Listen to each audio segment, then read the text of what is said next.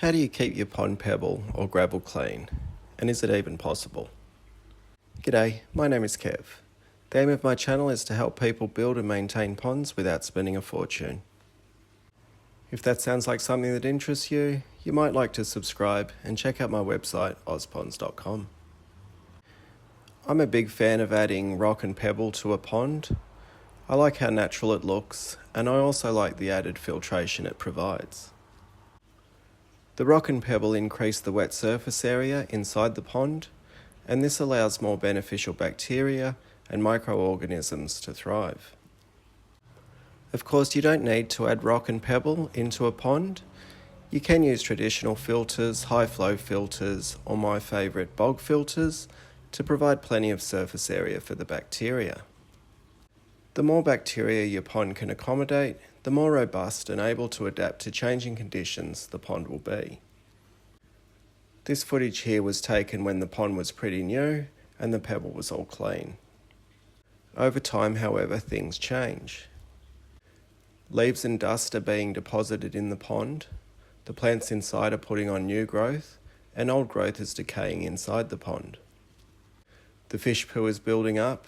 Algae, biofilms, microorganisms and the bacteria are breaking all this stuff down, but they can't make it completely vanish.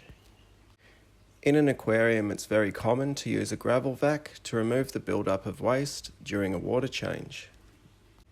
And an aquarium is indoors, most likely covered, so the only things ending up inside the water is the stuff we put in, along with the fish waste. In an outdoor pond, stuff is making its way into the pond every second. So from time to time, we need to provide a helping hand and remove some of that accumulation. How often you do this is a personal choice. It depends on how clean you want to keep everything and how you've set up the pond. So if you're willing to hang around, I want to talk about things that can be done to reduce the frequency of maintenance and therefore keep your rock and pebble looking cleaner for longer. The first thing is the flow. The more flow you have, the more the debris can be pushed, pulled, or both into your filters. This pond has a high flow of water coming out of the waterfall. The water drops into the deeper section and keeps everything relatively clean in this area. The pond also narrows off into the skimmer at the bottom of this picture. So again, a good amount of flow is being pulled through here. Then there's these areas where the flow isn't sufficient to keep the water in suspension and it settles onto the rock and the pebble. You can add jets or power heads to help push material out of these areas and keep everything moving towards the filters.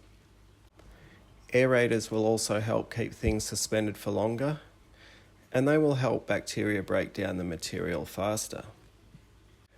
Plants will trap sediments, so I like to keep most of my aquatic plants near the margins of the pond so that the sediments moving within the main current aren't trapped by the plants and they can make their way to the filters.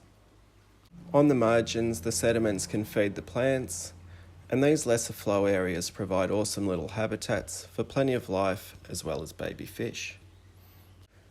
I used to think that the size of the rock might make a difference, but I'm not convinced. This pond uses small 7mm gravel, some might call it pea gravel. You can see it gets quite a build-up of sediment, but this is a very low flow pond. The flow rate is actually a third of this pond, even though this pond here is quite a bit smaller. This is a different pond again, and it has a slow flow and the larger pebble. This pebble's 20mm or 3/4 of an inch, which is the same size as the high flow pond. Here we can see that even in the centre of the pond, there's still quite a bit of sediment. The dream pond has the 7mm gravel as well, and it has jets pushing water over it. Here it stays pretty clean, but again there are areas where the flow drops off and the sediments accumulate. So I do think that the biggest factor is the flow rate and the circulation. Of course, the more flow you have, the more electricity you'll consume. And either way, whether the sediment is pulled into the filters or settles out in the pond itself, you'll still want to remove it from time to time. And for anyone looking to build a really big pond, I think if it was me, I'd have a really deep area where the sediments could all settle and never be disturbed. At least not in my lifetime anyway. But for most backyard ponds, you'll need to remove the build-up. And of course, you might choose to go no rock, no pebble, just bare liner and a bottom drain, and that's perfectly fine too. Anyway, I hope this video has been helpful. If you have any questions or helpful tips, leave them down in the comments section. Thanks for watching. See ya.